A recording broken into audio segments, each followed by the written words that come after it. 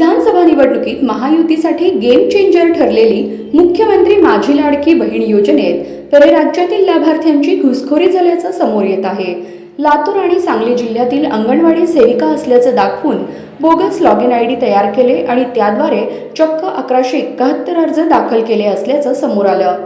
प्रत्यक्षात हे भामटे उत्तर प्रदेश, आसाम, पश्चिम बंगाल आणि राजस्थानमधील असल्याचं पोलीस, महसूल आणि महिला बालविकास विभागाच्या तपासात समोर आलं आहे।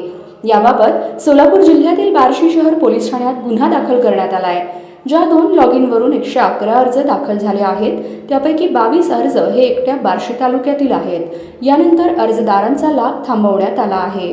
4 ऑक्टोबर 2024 रोजी या प्रकरणात बार्शी शहर पोलीस स्टेशनमध्ये अनोळखी व्यक्तीविरोधात गुन्हा नोंद करण्यात आला होता। एकूण 22 अर्ज हे खोट्या कागदपत्रांच्या आधारे भरल्याचे तपासात समोर आले आहे।